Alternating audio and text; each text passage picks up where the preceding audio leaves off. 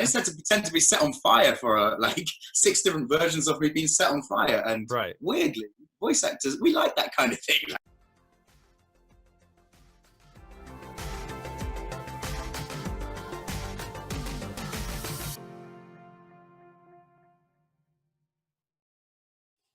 Welcome to Behind the Slate, where I sit down with fellow voice actors and other industry artists to have a fireside chat. I'm your host, Christian O'Boyle. If you'd like to know more about me, please check out my website at christianoboyle.com. In this episode, I'll be talking with Ryan Lawton, a London-based voice actor, and model. He received a bachelor's degree in theater from Brunel University. He has done voiceover workshops with Mark Estelle and the incredible Andrea Torres, Blizzard's senior casting director. He has worked in all sectors of the industry, but mainly does character work for video games and cartoons. Yeah, I think we're 8 hours different. Yeah. It's the same for a lot of jobs I work on and different things. Like, obviously, a lot of my clients are in the States. Right. And you have to try and like coincide this time difference thing. So sometimes I'm recording like super late at night, and for them, they're just waking up. It's 10 a.m. or 9 a.m. or something. Yeah. And for me, it's like, oh God, it's 6 p.m., 7 p.m. I'm getting groggy, guys, but I don't know if I can actually perform much longer before I actually like crash. Yeah, just before I fall asleep on you, which is not good. Never good. Yeah, generally for my European guests, I try to schedule much earlier, like 8 o'clock my time, 9 o'clock. So it's a lot more convenient for you, being it's almost 4 for you, and other times 5 or 6, which is generally a comfortable time for most people. Once you get 7 to 8 o'clock, it's like, it's getting a little late. Yeah. The bags under my eyes start to show. Yeah, mine are showing right now. You look fabulous. Fabulous. Thank you. But yeah, you're in the process of moving. So are you moving somewhere else in London? So currently, my friends, I'm living in Oxford right now. Okay. So I lived in London for like 6.5 years or so, and I moved to Oxford about 2 years ago because my partner lives here. Okay. But it's not worked very well in terms of my work and career and stuff because, as you can guess, like all of the big jobs are in London. Mm-hmm. All of my auditions are in London. So I'm having to travel backwards and forwards all the time, and it just makes sense for me to move back there. And because I'm spending like 5 days a week there nearly now. Like, if you have an audition that's 15 minutes long and you go just to this audition, it takes me like an hour and a half, 2 hours to get there, same back for a 15-minute audition. Ouch. It's almost like living in LA almost. Right? Similar thing. Where are you now? You're in Washington. Yeah, I'm like 40 minutes from Seattle. But nice. I have never had the opportunity to audition in a studio or actually go into a studio. Hopefully that will change in the year or so, but we'll see. Definitely we'll see how everything pans out. I've only been doing voice acting for about 1.5 years now. So well, to be honest, the auditions that I tend to travel into London for are usually acting ones because like voice acting ones, a lot. Sometimes they take you to a studio, but like you said, a lot of the time you have the setup at home. Why would they need you to travel in? Right. But for the acting auditions, they want to see you. Obviously, you've got to be there. And then you're probably not going to get the job. You don't know. It's 15 minutes, and you're like, oh, okay, bye. Yeah, I have a agency in Seattle where they'll send me either stuff to go to Seattle or Spokane, which I've never traveled to Spokane just for an audition. And again, they're like, hey, come. I'm like, I signed on as a voice actor. I'm not going to travel in for an acting audition, even though I would audition if you let me self-tape. I'll self-tape and send something, but which a lot of it is now is self-tape. It's so much easier, especially for the ones in Spokane or Portland. They're like, hey, send a self-tape. I'm like, I can do that. But that's awesome. Do you find that London a pretty decent sized market in the European area? Yeah. There's a lot of opportunities. I can't fault it for that. That's why I've kind of stuck close by, at least. There's loads going on. There's so much happening, like in whether you're acting, voice acting, if you're a dancer, whatever. If you're a circus performer, there's always something happening. So yeah, it's a good place to be. Would you put London as the size of like kind of like LA, but in the European industry? Maybe, yeah, maybe. Maybe I think closer to so. New York or something, maybe not as big as Yeah, LA. yeah, I think so, definitely. I know I have a lot of friends who've moved from different European countries to London for opportunities. So I guess, yeah, it's an appealing place to be Awesome. for all kinds of creative work. It's Mhm. a very creative city. They love it. So, Yeah. So what got you into acting? so what got me into acting? So it sounds quite cliche, but it was like my thing at school when I was younger. I was a little bit of a rebel. I messed around quite a lot at school, but the one subject that I always loved, that I always focused on, was my drama and acting classes. Mhm. So I would go to them without fail and found this love for it. And when I finished secondary school, I then went on to college in Lincolnshire, and studied musical theatre, because that was the only acting course. Lincolnshire is a very rural place. You're kind of a farmer or you leave. It's that kind of, Yeah. it's not, there's not loads of creative opportunities there, but there was this really great musical theatre course. So I attended that from the age of 16 to 18, had loads of fun, and then decided to go to university in London to study acting there, study Wow. theatre. Do you still Yeah, do theater, or is that kind of on the back burner a I little bit? do. I do, yeah. I still do a lot of character work, a lot of improvisation work. You can't really be that fussy when you're still breaking into the industry. So Right. any opportunity is a great opportunity most of the time. For So sure. yes, I still love theatre. Film and TV was something that we didn't touch on so much Mhm. on my course, but I've done a little bit of that since then, which was great fun. But voice acting is my baby, so I Okay, poured so my efforts into that how basically. long have you been doing voiceover? For 5 years now. Okay. Five, pretty much since I graduated in 2014, and then I just slammed all of my efforts into trying to become a voice actor. Yeah, that's what I wanted to do since a very young age. I used to watch cartoons, I still watch a lot of cartoons and play a lot of video games. But when I was a kid, I said, "This is a job. Like who does the voices for Yeah, these things? Like, for it's a sure. job." So I did my research, and then yeah, figured out that is what I wanted to pursue. That's awesome. So what are maybe some tips that you might want to give to new voice actors who are trying to make it into the industry? It seems like you're currently in the process of really hitting it hard in kind of full-time actor, voice actor, model, etc. So what's Yeah. something maybe a new voice actor can do to really kind of progress and take that step forward? Um, I would like, firstly, don't be too put off by getting knockbacks, because that is just like, it happens throughout your entire career. It probably will never stop. Like, knockbacks are a thing. You just have to take it on the chin and crack on and move on to your next thing. Mhm. Also, when you send auditions off, don't dwell on them too much. I did when I first started to go on my voice acting adventure. I would send an audition off, and I would just wait and wait and wait. Oh God, I refresh. I haven't heard back. Right. It's better just to do it. Like, put all of your effort into it, do it, and then just let it go off. And when you get that email that pops up saying you've got the job, potentially, it will be a nice surprise for you. Yeah, yeah. Right. So yeah, take knockbacks on the chin. Audition as much as you can. Obviously, get a good voice reel done. Go to save the money, go to a professional person to get your voice reel recorded. It's so important. It's your portfolio. Yeah. um, so yeah, spend the time and the effort and the money which you have to do to get that pristine. Yeah. um, yeah, and just go for it. Just really go for it. Don't be put off by what other people are doing. Don't be put off by the knockbacks. Like I said, just literally pour everything you've got into it. Yeah. Now, I've actually gotten cast in several projects without even auditioning. They just listened to my demo and they're like, "Hey, I love this and I want you to do that." I was like, "Okay." Yeah, And I was like, "It's on amazing. my demo. It's something I can do easily." Uh, Yeah. and then there are times when I do get cast and they're like, "Hey, you got cast for this project." I'm like, "What project was this? I don't even remember. I don't even remember. Scroll. Which one? I can't even find it."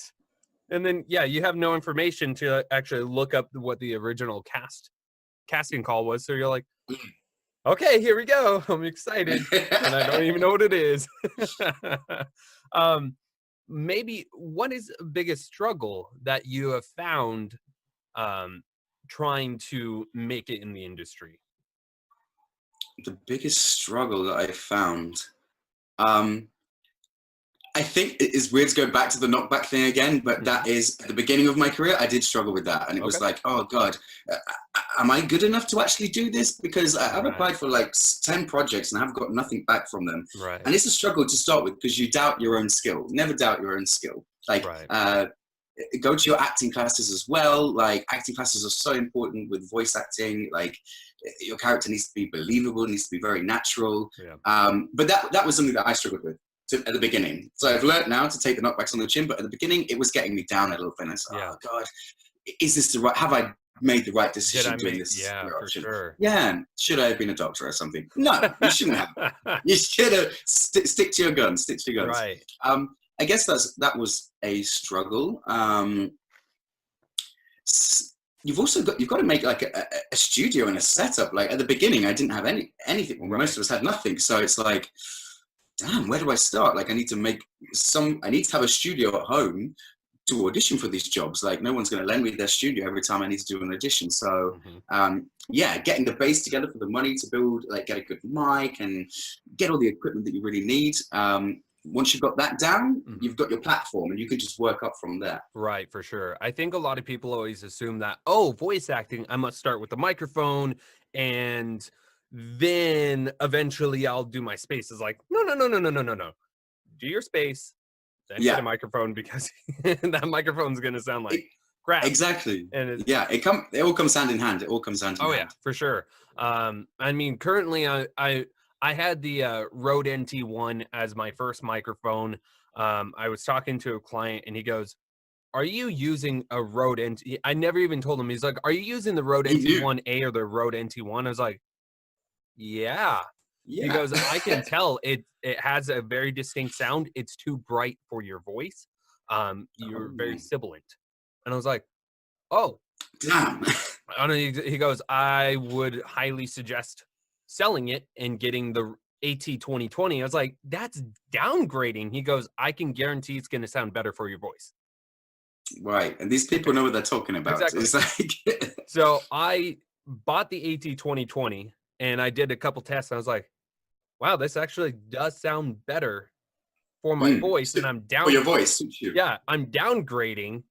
And then I found more information about the AT2035, and I was like, oh, that has a little bit more bass. And so I actually got the 2035 for an extra $50, returned the 2020, and then, so in the end, sold the NT1 and returned the 2020, now have the 2035, and aspiring, hopefully soon, I'm going to get the Sennheiser 416. Nice. That is, I'm also going to be saving for a new microphone soon when I've moved. Yeah. What is moving is an expensive thing altogether. So always. I need to do some research. To be fair, I need to do some research before I pick my mic. But yeah. Right. So I've been balancing between different ones because I didn't want to get what the industry standard was, like the Neumann TLM 103. Or the 102 or the Sennheiser 416. I was actually going, I don't think I want to go with that. I want to try something different, like the Lewitt 540. Yeah. And I just kept on coming back and listening to them, like Booth Junkies reviews on them, and it just kept on coming back. I was like, I love that quality of this, and I love the quality of that. And I was like, all right, well, I guess I'm going the industry standard or the typical one. And the Neumann, from what I understand, is a brighter microphone, so they pick up those sibilants. And I'm already susceptible to sibilants, so it's like, I guess the Neumann is not the one to go with because I'm already prone to having a bad experience with that. So then I kind of on the Sennheiser. We'll see what it sounds like. I might keep it. I might return it. We'll see, kind of. Yeah, check it out. Why not check it out and see if it suits you? Yeah, for sure. And I was just calling around studios and I was like, hey, do you have a mic locker? And I just want to test your mics. And they're like, no, we only have these two mics. I was like, okay. Also like, no, we don't do that. I was like, I guess I'm doing the old fashioned way. Find the microphone, test it, and then send it back. Yeah, then return it. But I'm actually in the process. I got the funds now I just need to clean out the space, but I'm going to be building a booth. Okay. So that is on my list of things to do, but we have to clean out the Ditto. garage. Ditto. So for my new house, thankfully, my younger brother is like a magnificent joiner, carpenter, builder in general, which is not my forte. It is his, so I'm going to call on his expertise and get him to come to my new house and hopefully build me a little studio inside. We're going to check out some YouTube videos of people who've done it before, and with his skill and me kind of standing there saying, yeah, I like that. We're going to work together and create this new studio in my new house. Oh, that's exciting. Now, have you already purchased the place that you're moving to, or are you still in the process of hunting? So I have. I'm moving in with a friend, basically. So I'm going to be renting a room with a friend, and she's wonderful. Her name is Celia, and I lived with her at university. So it's nice to be doing a full circle and going back to live with her again. That's awesome. So at least you're not in this like little struggle of like, I have to find a place and I'm in the process of moving already. Yeah. That's at least good. Had that. Now I'm sorted. Now I know where I'm going, which is always a good thing. What is the best thing about being a full-time actor? The best thing is living and breathing it. Like it's incredible. Like I worked so many jobs before. I went freelance into voice acting and acting. I worked as a carer. I've worked in bars. I've worked as a waiter. I've worked in shops. I kind of did them all. And all along inside you, you're kind of like, this isn't it. I want to really be doing what I love, like what I'm really passionate about. Right. And I remember saying to my mum just before I went freelance, I was thinking, I'm thinking about making this big jump and quitting my job and going freelance. Like I'm starting to get paid now for the projects that I'm working on. I think it's enough to pay my rent. So, and with the extra time that I would have from not being in a full-time employment, I'll be able to put all of that time into auditions, into, I don't know, vocal warm-ups, into all this stuff that will further me in my career. Right. And I was quite nervous about it. And my mum just said, like, just do it, man. Like, she was like, just do it. What's the worst that's going to happen? Like, take the jump, take the risk, do it. And if it doesn't work out, you can get another job again. Like, you can pick up a job doing one of the previous things you're already skilled at doing. Like, but take the jump now. She was like, if you take the risk, you're never going to know. Like, you need to just do it. So I did. And yeah, now, thankfully, fingers crossed, all is good. All is good. Yeah. So it's just incredible to be able to do something that you love doing. I think that's such a privilege to be able to do work that you genuinely really love all the time. Like, I'm sure when you do a voice acting job, it's just the best thing. And you're like, I'm being paid for this? Like, what? And I'm literally having the best time. Like, this is amazing. We want you to sound like a creature. Okay. Yeah, great. Can you be this orc or this goblin or this little gremlin thing? I'm like, wow, I just got paid for that. Like, and that was amazing. I just had to pretend to be set on fire for like 6 different versions of me being set on fire. And weirdly, voice actors, we like that kind of thing. Like, that's fun. We love it. So I mean, we sit in the booth by ourselves all the time in the dark. Yeah, we're a bit crazy, a bit lonely, a little bit. but God, it's fun. Like, that's the biggest perk. Oh my God, I have so much fun. I love it. You get to play all these amazing characters, follow all these cool stories, work with all these amazing developers, sound designers. Like, what is not to love? For sure. What do you think is the most difficult of being a full-time actor? The uncertainty of not knowing if you're going to bag a job or not. Especially when you're first starting out, it's like you're literally having to do these jobs hoping you'll make your rent, you know? And like, it's scary. It's quite scary to begin with. Just because you don't know. Yeah, there's that uncertainty there. Like, am I going to get these jobs that are going to be able to pay for this or what? For sure. But in my experience, if you put the time in, because you have the time when you're freelance, if you put the time in, it always comes around. Like, you're working your ass off and you put the time in there, it's going to pay off. Like, it's going to pay off. Eventually you'll build up enough repertoire with people actually coming back to you consistently, or them referring you to someone else, which will continue building a resume and building this continuous flow. And I think that's Definitely true. I think that's just kind of the struggle of being a freelance anything, whether you're a freelance artist, photographer, Yeah. actor, it's or entrepreneur in general. If you're going to be building a business, because acting, unfortunately, I think a lot of people they're like, oh, I'm going to act. It's like, it's a business. Yeah. Yeah. And they're like, what do you mean? It's like, acting is like 20% or 30% of what you're actually doing. Yeah, you need to market yourself. You're the product. Like it is a business. Yeah, you need your website. You need everything set up. Like account. Account. Like you need to do your finances. Like that's Yeah. You're completely correct. Yeah. Yeah, and I think a lot of people just misunderstand. Like, oh, I'm just going to be an actor. It's like, okay, you're building a business. Now, Yeah. what does it take to be a business? You need to have clients, and you need to have all this stuff, and you need reviews and testimonials, so that can build you more clients and all this stuff. And Yeah. they're like, oh, Oh. that's a lot of work. Yeah, no, it's not easy. You're right. And the thing you were saying about like your clients that you work with again, it's so valuable. Like the clients that I've worked with before, thankfully, I've been asked to come back and work on games with them again. For sure. And different projects, or like you said, they can suggest you to other developers that they know and say, oh, yeah, you know, this guy actually is a great voice for that character, or this girl, like her pitch is incredible and she can sing amazing. Like, she'll be perfect for this role. For sure. It's all about that, networking and building up the client list. Definitely. And treat your clients like gods.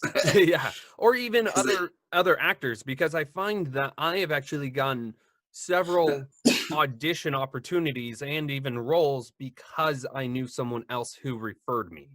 Yeah. And I just got cast in the project because another voice actor referred me to them. I did the audition and got booked.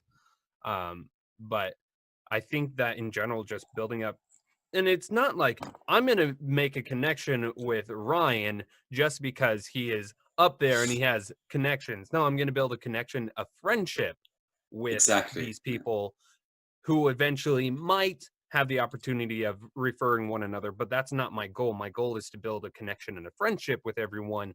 And if it works out, it works out in terms of other things, but that's not the goal. And I think a lot of people also market or network on the wrong aspect. They're like, oh, if I make a friend with this person, then I can possibly. It's like, no.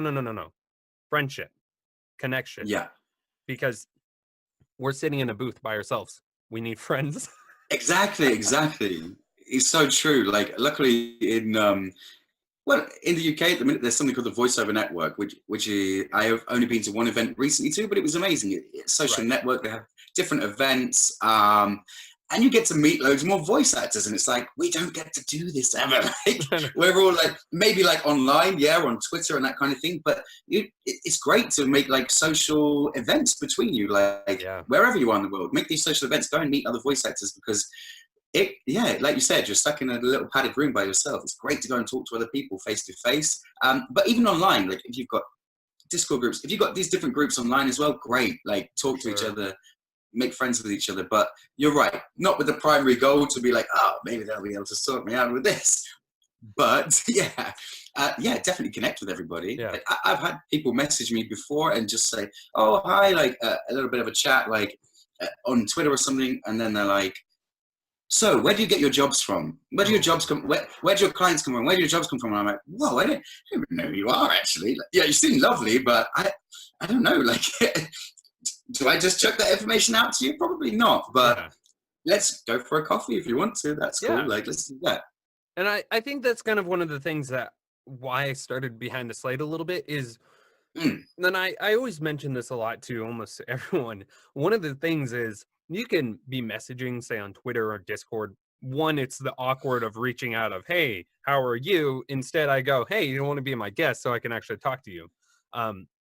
Two, when you're talking and you say something funny, you go LOL. Or in this format, you actually laugh together. You create an actual connection instead of some robotic message. You're actually really... You're so right.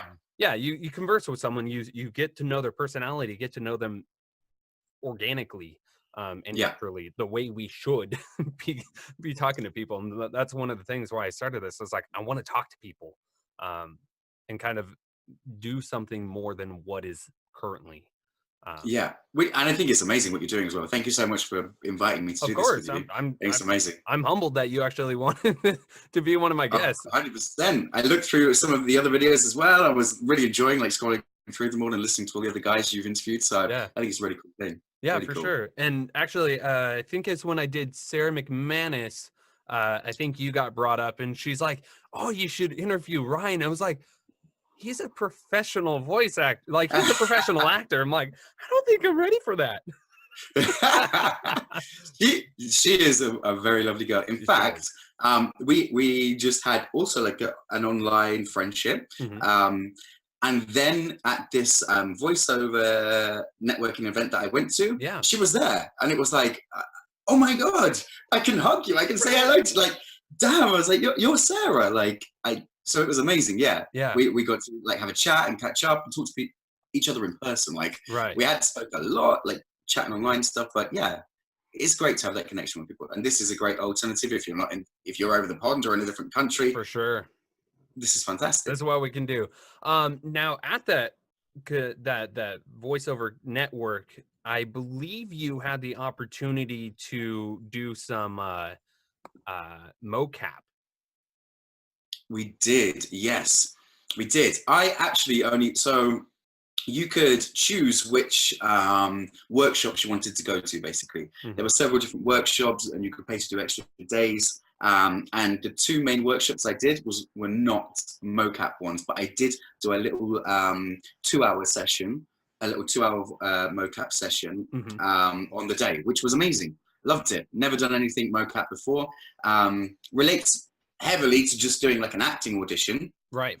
It's very similar, but for a lot of voiceover artists who have never done any acting, just voiceover, it was a whole new experience because, like you were saying about self-tapes and that kind of thing, that was part of the explanation of the audition process. Like, you may have to do a self-tape. But yeah, learning a bit of mocap and the language and the crazy suits that you wear with all the little bobbles on it and stuff was so cool. So cool. Do you think that from that experience, do you think if you had the opportunity, or would you pursue mocap a little bit more? Definitely, yeah. We worked with Victoria Atkins, I think her name is. Hope I've said second name right. And she was amazing, and she worked on Assassin's Creed, which was so cool. She was like, yeah, so I played the first lead female role in Assassin's Creed. And she said that she had never done anything in the voiceover world before. It was just like acting predominantly. Right. When an agent suggested this mocap video game thing to her, she was a bit like, oh God, I don't know I'm not familiar with that side of the industry. I don't know if that's really my thing. Right. And then when she did it, she fell in love with it. And now she's just incredible. She's just so many different things, mocap and acting as well. But she's a really experienced mocap actress. That's awesome. So yeah, I would love to pursue that a bit more. Definitely something that I'm going to look into. I might take a couple more like day courses and that kind of thing. Yeah. It's cool. We watched some videos of different people like doing mocap and her setup of how she did it before, and yeah, it's crazy because you don't have any. You've got like maybe some scaffolding, and you're climbing on the scaffolding. They had guns at one point, and the way that they got the body to react correctly to firing a gun was they held these plastic guns, and someone had a block of wood, and they smacked the end of it with a block of wood. So the recoil looked so realistic, and you watch it. Then when you play your video game, you kind of take that for granted when you watch the cutscenes and stuff, and you think, wow, so much work has gone into that actually, and people wearing the suits and doing the reactions and having to do every time you turn and walk a different way. Someone's had to literally relive that and do it every angle, turning and walking. Incredible. So crazy. And such an experience. I think that's something that I was looking to, because I know in Seattle they do have some mocap. I think there's 2 mocap studios in Seattle. Yeah. So it's like, how do you do you have workshops? I haven't found out if they do workshops or anything, but that would be something that I would like to try as a opportunity. Now you have some pretty amazing titles on your resume, and several of the titles on your list I have actually played before. Like, Really? yes, Xmorph. Good. Was that Xmorph? Yeah. Yeah. Xmorph So Defense. my father-in-law / my manager boss, he goes, "Hey, I'm going to send you this on Steam. Why don't you play this game?" So I played it like 2 years ago or 3 years ago or something like that. And then when I was Sure. looking through your resume, I don't know, a month ago, I was like, I've played that game. Yes. So that was one of the fun realizations of just what you can do as a voice actor, and then that people actually play your games. Now, a lot of these opportunities are bigger games. Do you have an agent that you find, or do you use a lot of self-marketing in terms of reaching out to these companies?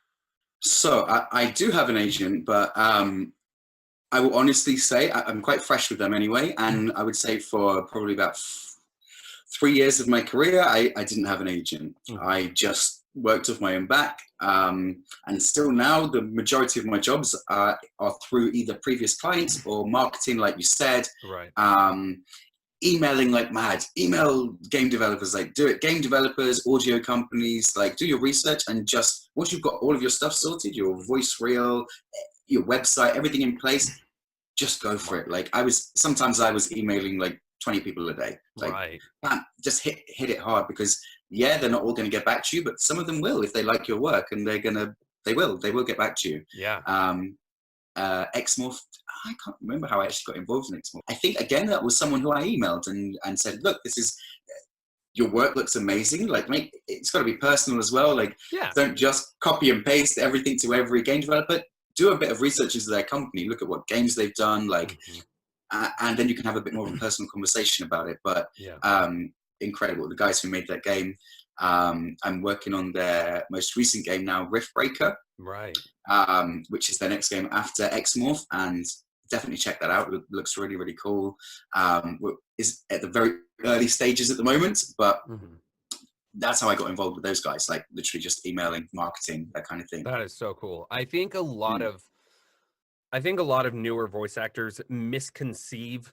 They go, I can't get these bigger opportunities unless I have an agent. So they aim for getting an agent instead of marketing to the actual companies themselves. And I think they're also afraid to actually put themselves in front of these companies going, hey, take a look at what I can do.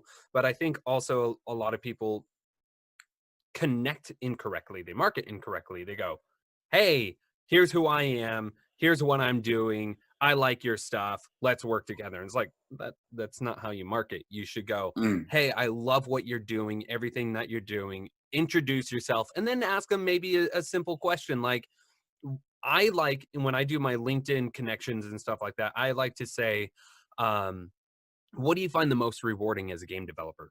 Or what do you find the most rewarding as an animator? Sure. I found the most responses from this question, or what inspired you to become a game developer? What inspired you to become an animator? I found so many in-depth responses to these that people are actually responding and building a connection to where they go, hey, you are a voice actor. I like what you're doing. And then from there, you have a conversation. Then eventually maybe get an opportunity to audition for something if they have something to audition for, but don't ask. And I think a lot of people are like, I want to work in your game. They're like, I don't have a game. Or if I do have a game, it's not voiced. Yeah. Therefore, they blacklist you because you. Yeah. Or sometimes it's already cast. Like, exactly. You can say, I want to be in your game. It's like, well, they actually cast that a long time ago, but you can make a connection with them and present yourself. Be proud of your work and what you do, but also be humble and willing to take an interest in what other people are doing rather than just saying, employ me. Yeah. And I think a lot of people are saying employ me instead of saying I love what you do. Yeah. And then from there, that might develop into something like, hey, we actually are about to develop a new video game where we're looking for voice actors. Yeah. Awesome. 100%. And what you were saying about people being a bit intimidated by not having an agent, don't be. Try not to be. It is intimidating, but it's great if you can get an agent. And of course, a lot of the really big jobs, they're going to come through agents, like they do. Like, that's a fact. But there are so many opportunities, even to be in bigger games and AAA games and stuff like out there for you to market yourself and to achieve yourself.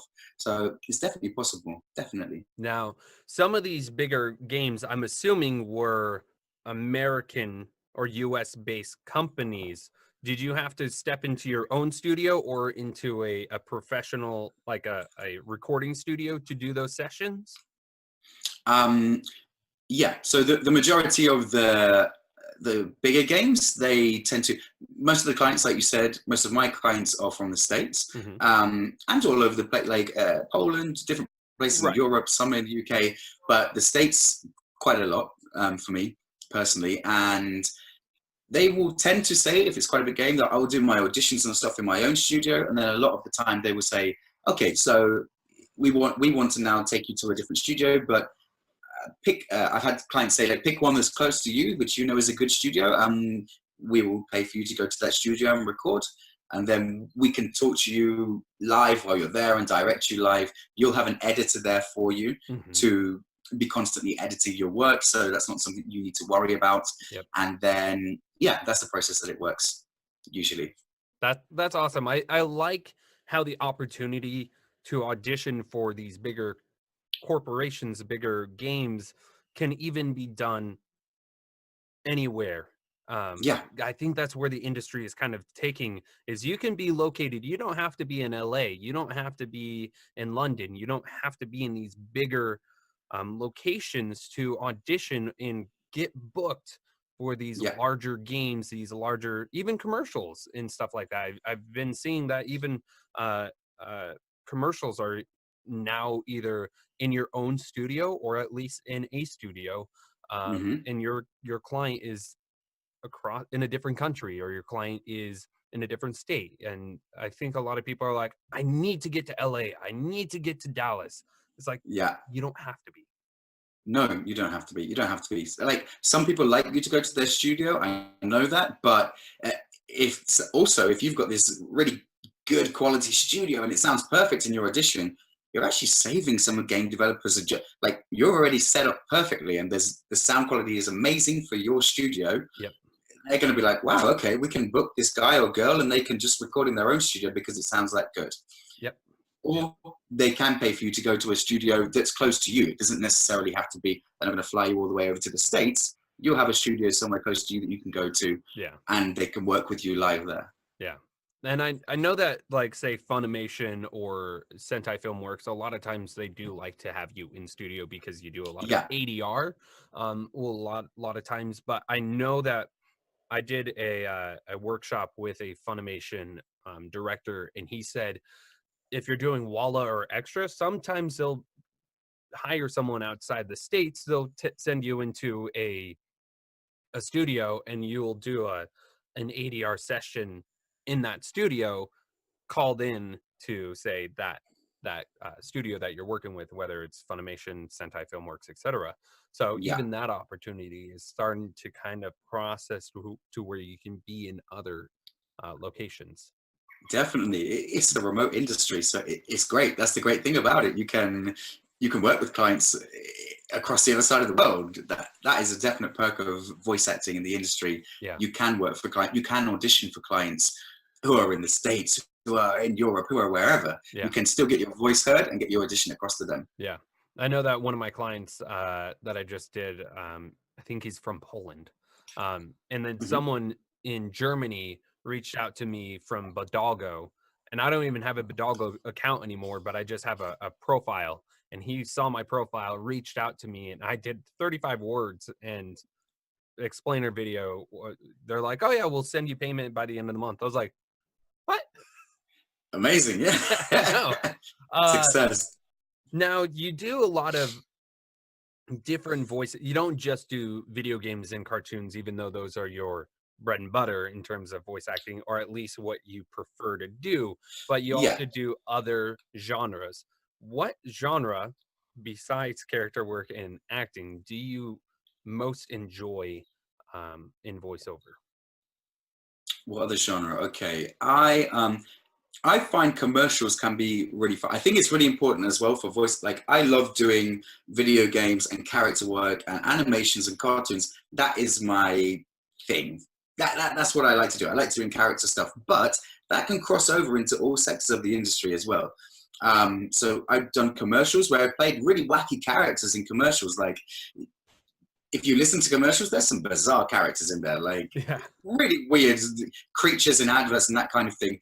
So commercials are always great fun, I think, to do. Audiobooks is something I've only recently started to touch on, actually. That's not something that I've done a lot of, but very enjoyable to do. I like doing audiobooks. Yeah. And the other thing that I've done is sort of like educational stuff. I've done a lot of vocabulary educational programs, like listening tapes for people in different countries who are learning to speak English, for example, in Iran and different countries. And they have those audio tapes that children listen to figure out how to get the right pronunciation for each word. And they always have fun little characters in there to do as well. So if you're thinking like, oh, I just like the fun, like these crazy creatures and characters, and I want to play a pink hippo and that sort of thing, they cross over into everything, like commercials, all of that stuff. And it's really important to be very versatile as a voice actor. Which when I started my career, I was just hammering the video games and cartoons, and that's what I really wanted to do. And I was applying to a lot of agents, and these agents were saying to me like, look, you're great at doing that. Like, we can hear that's really great. But for us to take you onto our books, we need to know that you're versatile. Like, we need to be able to put you forward for all kinds of jobs. It's great. You can specialize in characters for video games and cartoons, but we also need to know that we can send you an audition for a commercial or an education program or something, and you're going to be able to slip into that as well. I think a lot of people, newer voice actors, because I think not all, but the majority of professional voice actors don't just do video games and animes, because that doesn't pay the bills. It's the educational, the e-learning, the explainer videos, the commercials that actually pay, while they can play doing animations and cartoons and stuff like that. But a lot of people are like, I'm just gonna, like you said, you mainly focus on character work and you disregarded the stuff that actually fills your pockets, so that way you can play in the video games area. And I think people are like, I don't want to do commercials and stuff. And it's like, you're not going to make a living doing voice acting if that's what you want to do. Yeah, and that's true. That's true. And especially when you're freelance, because you then also have the time to audition for these other things. Like, you might do so many character auditions a day, but you've still got a lot of hours left in that day after you've auditioned for a couple of video games and a cartoon. Why would you not want to add more strings to your bow? Like, why would you not want to, do some commercial stuff, do some audiobook stuff, do some more? Like, there's lessons to be learned as well in each sector of the industry, massively. Like, you learn different techniques you can do with your voice, how to slow yourself down, how to like, it's beneficial to be able to tap into genres even. And I found, because I'm working with a coach right now and we're working on commercial, and we're learning when I'm reading, because a lot of times I tended to pitch up at the end of sentences to have that youthful, upbeat kind of sound unintentionally. That's just how I talk naturally. But she's been working with me to bring everything down at the end of a sentence, which is more assertive. There we go. More assertive and more confident in the way you're delivering your lines. And so by working on that and then doing a character, now I can pitch that down, and it completely creates a different character than having the pitching up, because I couldn't do the 40-year-old character, but now I can easily land into the 35 to 40-year-old character because now I'm going down. So learning the commercial side has actually helped with video games, but also helped with all the other genres. So it's important to learn all genres, I think, at least the ones that will, like, I probably can't do narration in audiobooks, just because I struggle the most with long form narration, long form text. It's tough. Yeah, it is tough. It's tough to make it, one, concise and fluid, And then it's tough to not make a lot of mistakes because I make a lot of mistakes when I read big text. Yeah. So it's like, I don't think I'm ready for that. Maybe eventually I might do a narration or audiobook, but not right now. No, right now, no. But like you said, you have a voiceover coach. That is that's another massively advisable thing to do. Like, get a voiceover coach. Like, they're so great. They know, like, they're worth the money that you pay for them, guys. If you're going to pay for a voiceover coach, like, wow, they can teach you so many techniques. They're going to end up helping you be able to book the auditions. You're going to earn the money back in the long run, basically. Like, voiceover coaches are incredible. Definitely get involved with one if you can. Oh, I definitely think that if anyone's going to be a professional or if anyone wants to be serious in voice acting, you have to have a coach and you have to take workshops and you have to be constantly learning. I think a lot of people just kind of sit in this, I'm good, I make this perfect character and I get cast as this character all the time. Sure, that's great. But that's it. You're not growing. Yeah. And if you don't grow, agents won't even take you because you're not growing. You're not taking the time to learn. But if you're taking the time to learn and you're constantly growing and becoming more versatile, then you're going to book more stuff, therefore being able to actually have the opportunity to maybe go full part-time voiceover or even full-time. And I think a lot of people are like, no, I'm good. And it's like, okay. Yeah, I'm happy doing what I'm doing. Like, I'm fine, but it's going to be beneficial to you to expand on yourself. Of course it is. Yep. Everyone can learn at all stages of your career. You can still be learning stuff, like wherever you are, whoever you are. Keep learning, keep doing more stuff. For sure. You've got to just put everything into it. I really feel like believe in yourself. It sounds so cheesy, but literally believe in yourself, because if you don't believe in yourself, no one else is going to believe in you if you don't believe in yourself, especially in this kind of industry. Like, you need to be confident in your own work and just put if you love it that much, you're going to be so willing to put all that you have into chasing this dream and doing this as your career. And then when you have that, you have the skill behind you because you've done your classes and you've done whatever, you've got your vocal coach, you did some acting classes, then you put all of your time and effort into it, undoubtedly it's going to pay off. However, for some people, massively. For some people, it'll take a certain amount, but it will pay off. 100%. It will. Yeah, and I think confidence is one of those. Gone again. Sorry. Back. I think confidence is one of those things that a lot of people don't have. At least a lot of people that I see in the online community is they're like, I'm not it's like, you need to be comfortable. You need to be confident in yourself, because if you're not confident, your clients aren't going to be confident in you, and therefore you're not going to get hired. Or if you're not confident or self-love, if you don't even love who you are, how can you create a character that's different from you if you don't know who you are? And so it's deep, but it's true. It is deep. It's very true. It's very true. I found as I got more into acting, because I've been doing acting for about 5.5 years, starting in musical theater. I found the more I have been delving into this industry, or just acting in general with my family, and then now voiceover, that I have been more attuned to emotions that I have shut off for years. And now that, now I watch a movie and I'll actually start crying. I'm like, why am I crying? I don't cry. And now I'm more attuned to emotions and more open to it. So now I actually feel things that I usually, you shut off when you're a teenager and stuff like that. So, and it's so useful. Like, you need to be able to tap into all of these emotions when you're playing a character. If you kind of shut yourself off from, oh no, I'm not going to get emotional, but it's hard because, I don't know, Andrea Toyes, when we did the workshop with her, she was explaining to us, she was like, you need to literally for her as a casting director, you need to bare your soul to me when you come to me as an actor. Like, you're playing a certain character, we're going to tap into, I don't know, have you ever had you're playing this undead queen that wants to destroy everyone. She's this badass character. Yes, she's evil. Have you ever, experienced something in your life where maybe she's actually very misunderstood? Have you ever been misunderstood when you, misinterpreted, or draw on your own experiences to then be able to pour it into this character to make the character sound believable and natural? That is the hardest thing to do, and that is what all casting directors seem to be definitely looking for. You need to sound natural. The character needs to be believable. They're looking for genuine. If the character angry for video games especially, cartoons can be a bit more Yeah, a little bit. But the thing is, even cartoons is still rooted in that, a very can't even think of words. It's very exaggerated, but it's still an emotion. Yeah, the character's sad. Maybe they're overly sad, but they're still sad. You still need to tap into the sad to make it over the top.